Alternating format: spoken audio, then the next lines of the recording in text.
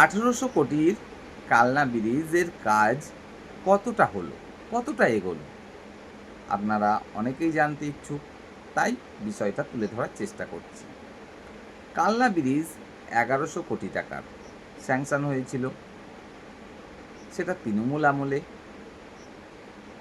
মমতা ব্যানার্জি স্বয়ং শান্তিপুরে নির্বাচনী প্রচারে এসে বললেন, ব্রিজ কমপ্লিট করে দিয়েছি 1100 কোটি টাকার।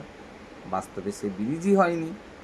মানুষজন পছন্দও করলেন না এরকম মিথ্যে কথা। তো অবশেষে যেখানে তৃণমূল জয়ী ছিল সেখানে বিজেপি জয়লাভ করলো। এটা তো হওয়ারই ছিল। এত বড় ঢপলিং চপলিং যদি কথাবার্তা বলেন তাহলে কিভাবে মানুষ মেনে নেবে? তো যাই হোক, ক্ষমতার পালাবদল হলো, নতুন সরকার এলো এবং প্রথমে শোনা যাচ্ছিল 1200 কোটি টাকা বরাদ্দ হচ্ছে এই ব্রিজের জন্য, কালনা ব্রিজ, যেটা নদিয়া এবং বর্ধমানকে যুক্ত করছে। নদিয়ার শান্তিপুর এবং বর্ধমানের কালনাকে যুক্ত করছে যে ব্রিজটা।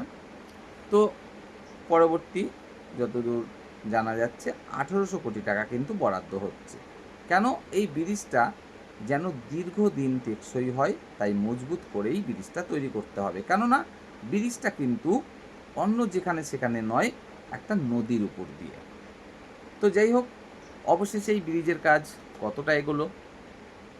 অনেকেই অনেক জায়গায় বলছেন ব্রিজের কাজ অলরেডি শুরু হয়ে গেছে, ব্রিজের কাজ অলরেডি শুরু হয়ে গেছে। দেখুন, পরিষ্কার কথা হলো এটাই, ব্রিজের কাজ কিন্তু এখনো শুরু হয়নি।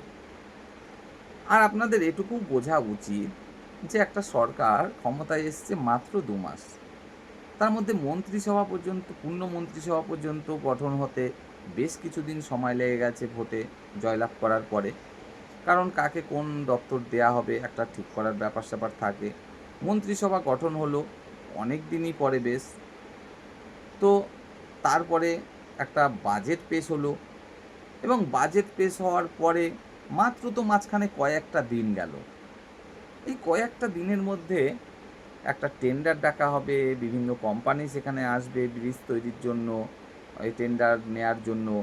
তাদেরকে টেন্ডার দেয়া হবে, তারা আবার পরীক্ষা নিরীক্ষা করবে জায়গাটা কীভাবে কী তৈরি করা যায় না করা যায়, কাজও শুরু হয়ে যাবে। এই কয়েকদিনের মধ্যে এগুলো সম্ভব কখনো? না। আসলে কালনা ব্রিজ এখনও কিন্তু শুরু হয়নি, তবে খুব তাড়াতাড়ি শুরু হতে চলেছে, এটা কিন্তু একদম পরিষ্কার। কেন? কারণ কালনা ঘাট বাসস্ট্যান্ড, কালনা ঘাট বাসস্ট্যান্ড বলছি কিন্তু কালনা বাসস্ট্যান্ড নয়। কালনা বাসস্ট্যান্ড হলো বর্ধমানে পড়ছে, আর কালনা ঘাট বাসস্ট্যান্ড যাকে বলা হয় সেটা হচ্ছে নদিয়ার মধ্যে যেটা পড়ছে। তো এই কালনা ঘাট বাসস্ট্যান্ড সেটা অনেকটা এলাকা নিয়ে বড় করার যে মাপঝোঁক সেটা কিন্তু অলরেডি শুরু হয়ে গেছে। আমি প্রতিনিয়তই কিন্তু এই বিষয়টাও দেখতে পাচ্ছি। এমনকি কালনাঘাট বাসস্ট্যান্ডের সাথে, নদীর সাথে একটা বেশ বড় জায়গা নিয়ে মন্দির শুরু হয়েছিল।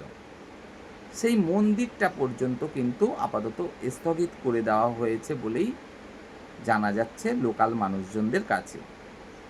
একটা কৃষ্ণ মন্দির ওখানে তৈরি হবে, সেরকম একটা বড় বাউন্ডারি ঘেরা নদীর সাত দিয়ে জায়গা ছিল বা এখনও রয়েছে এবং মন্দির করার জন্য ওখানে বেশ ভিত খোঁড়া ইত্যাদি ইত্যাদি কাজকর্মও শুরু হয়ে গেছিল, সেটাও আমি দেখেছি। তো লোকাল মানুষজন এটাই বলছেন যে এই মন্দিরটাও আর হবে না, তো এই মন্দিরটাও আপাতত স্থগিত করে দেওয়া হয়েছে। কেন? কারণ বাসস্ট্যান্ড যেটা রয়েছে, কালনাঘাট বাসস্ট্যান্ড, যেটা নদীয়ার মধ্যে পড়ছে, আবারও বলছি নদীর এপারে, তো ওই বাসস্ট্যান্ড যতটা এলাকা জুড়ে রয়েছে তার থেকে অনেক বড় করা হবে। এবার বড় করতে গেলে জায়গার প্রয়োজন। জায়গাটা কোথায় আছে?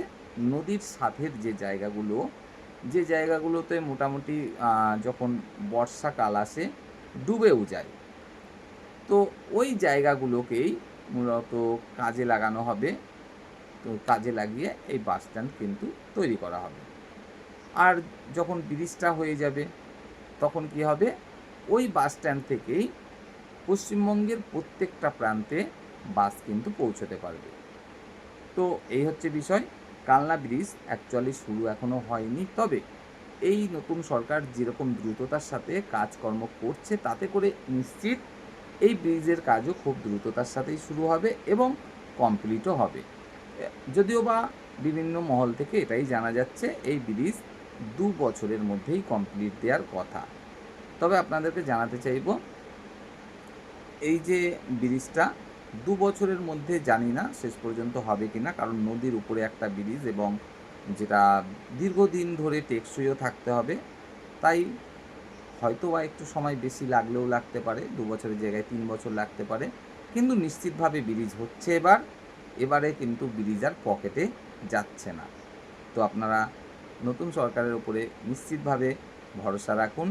এবার ফাইনালি এই কালনা ব্রিজ কিন্তু নিশ্চিতভাবে হতে চলেছে এবং কোনো রকম ভেজাল ছাড়া একদম খাঁটি পার্সপাতি দিয়ে শক্তপোক্তভাবেই এই ব্রিজ হতে চলেছে।